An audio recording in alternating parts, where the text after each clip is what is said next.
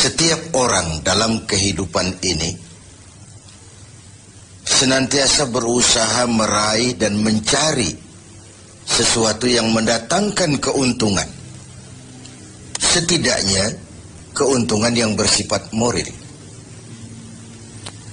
Ini berarti bahwa setiap orang pun dalam hidup ini selalu berusaha menghindari hal-hal yang bisa membawa kepada kerugian. Sekurang-kurangnya kerugian yang bersifat moral. Apa yang mendatangkan keuntungan, apa pula yang membawa kerugian, persepsi setiap orang pasti berbeda tentang itu. Ada yang beranggapan dia akan beruntung kalau pangkatnya naik, jabatannya menjadi tinggi, hartanya bertambah, tanahnya makin luas, pabriknya makin besar, dan begitu seterusnya. Al-Quran dengan tegas mengajarkan kepada kita, di bawah sumpah Allah menyatakan, wal asri, demi masa, innal insana lafi khusr, sesungguhnya manusia pasti berada di dalam kerugian.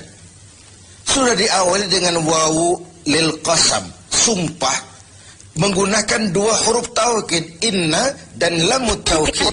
Innal insana lafi khusr, sesungguhnya manusia benar-benar pasti berada di dalam kerugian. Tanahnya luaskah, pabriknya banyakkah, hartanya berlimpahkah, jabatannya makin tinggikah, pasti di dalam kerugian. Ini sesuatu yang kita semua tidak menginginkan. Dan Allah lalu memberikan jalan keluar agar tidak menderita kerugian itu. Bagaimana caranya? Ada istisna, illa, kecuali. Orang-orang yang tidak akan merugi itu, pertama, illalladzina amanu. Orang yang dalam hidup ini punya iman.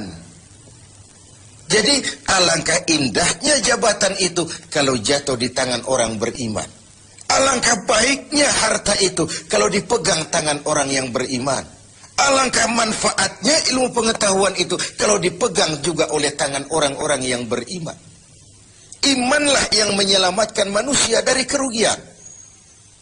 Ada ungkapan bahwa ilmu bikin hidup jadi mudah, seni bikin hidup jadi indah, dan iman bikin hidup jadi terarah. Tidak terbayangkan bagaimana sebuah jabatan apabila tidak dilandasi dengan keimanan. Tidak terbayangkan bagaimana nasib harta benda kalau jatuh di tangan orang yang jauh dari iman. Karena itu untuk selamat dari kerugian, nilai imanlah adanya. Tanpa nilai iman, semua akan jadi fata morgana. Hal kedua yang menyelamatkan manusia dari kerugian adalah wa'amilus shalihat. Iman tadi dibuktikan dengan amal saleh. Sebab apa? Iman adalah generator. Iman adalah power yang melahirkan energi dan menimbulkan gejala. Seseorang beriman atau tidak bisa kita lihat. Tapi bisa kita dinilai dari gejala yang ditimbulkan oleh nilai iman tadi. Dalam bentuk amal saleh. Sehingga dalam keseharian kita bisa bilang, orang itu imannya bagus ya. Kok tahu kamu? Sujudnya hebat. Orang itu imannya bagus ya. Kok ngerti kamu? Sedekahnya berani. Orang itu imannya tinggi ya. Kok tahu kamu? Jihadnya luar biasa. Iman sesuatu yang abstrak. Tetapi dia menimbulkan gejala. Dan gejalanya tidak lain adalah amal yang saleh. Kalau sebuah power generator tidak menimbulkan gejala, tentu terjadi something wrong. Ada yang salah. Bisa korsleting, bisa kebakaran, bisa tidak nyambungnya arus pendek dan arus panjang, tidak bertemunya negatif dan positif, dan begitu seterusnya. Begitulah kalau iman tidak menimbulkan refleksi berupa amal yang soleh, ada sesuatu yang harus diservis, ada sesuatu yang harus diperbaiki. Maka dalam berbagai ayat di dalam Al-Quran, amanu tidak terpisahkan dengan wa amilus sholihat. Iman, amal soleh. Iman, amal soleh. Sebagai pertanda, dua hal itu memang tidak bisa terpisah satu dengan yang lain. Gak bisa secara tenang-tenang orang berkata, saya biar pelit iman saya kuat loh. Saya biar tidak sholat iman saya mantap mas. Saya biar tidak pernah jihad tapi iman saya luar biasa. Tidak mungkin logika seperti itu. Setiap amanu melahirkan gejala yang disebut amal saleh. Ini hal yang ketiga.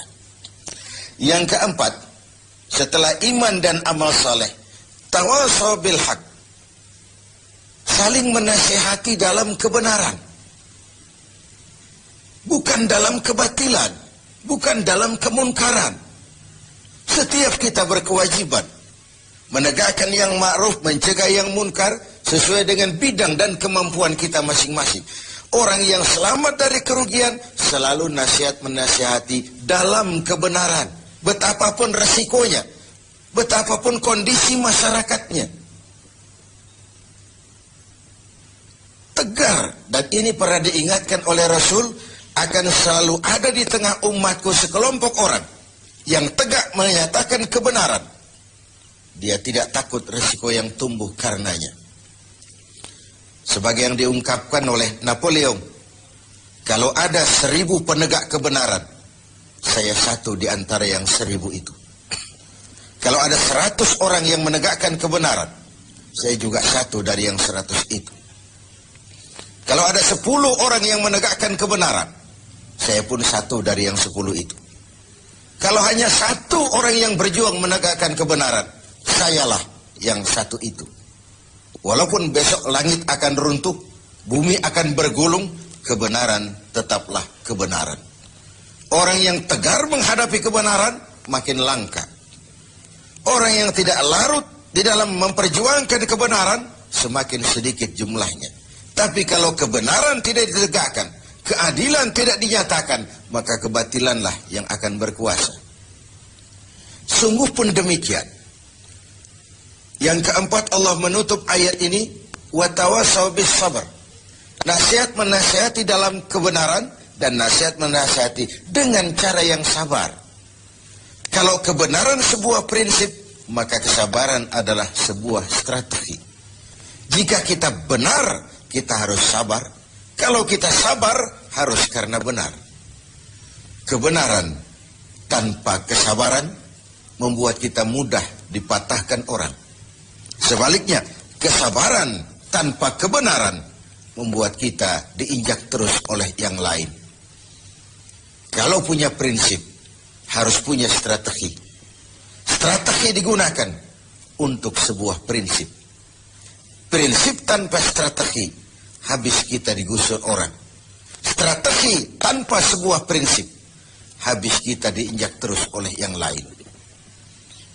Inilah Ramadan, di mana kita berusaha meraih keuntungan yang sebesar-besarnya. Setidaknya keuntungan yang bersifat moral, dengan melakukan pendekatan-pendekatan yang intensif kepada Allah, dengan memupuk keimanan, memperbanyak amal saleh, nasihat menasihati di dalam kebenaran, dan menasihati dengan cara yang sabar, sehingga terhindarlah kita dari kerugian. Setidaknya kerugian secara moral. Kalau kehilangan harta kita sangat merugi, bagaimana pula kalau kehilangan iman?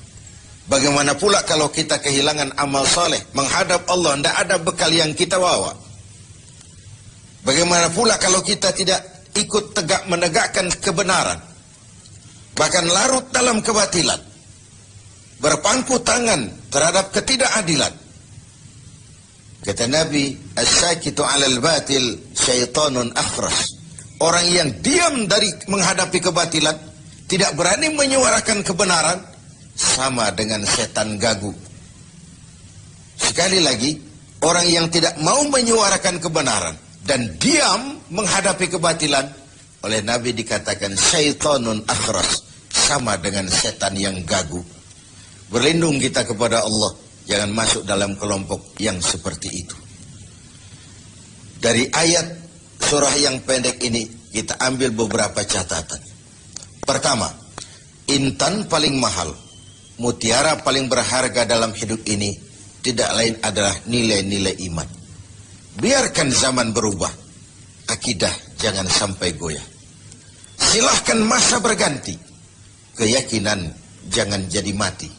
Karena iman kita hidup, untuk iman kita berjuang, dan dalam iman kita ingin kembali menghadap Allah. Yang kedua, buah daripada iman adalah amal soleh. Amal soleh refleksi yang ditimbulkan oleh nilai-nilai keimanan. Bahkan diketahui iman seseorang dari amal soleh yang dikerjakannya.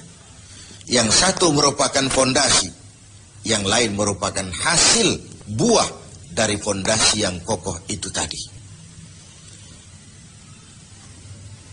Dalam Al-Quran Allah menjelaskan, "Huwallazi khalaqal mauta wal hayata liyabluwakum ayyukum ahsanu amala."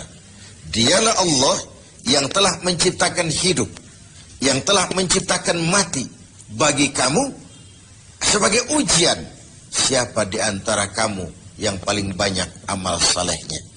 Ada hidup dan mati sebagai batu ujian untuk mengetahui siapa yang terbanyak amal salehnya.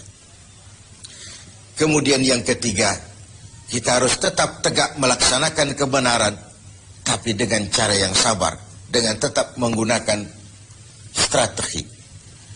Haqqun bila nizamin yaghlibuhul batilu binizamin.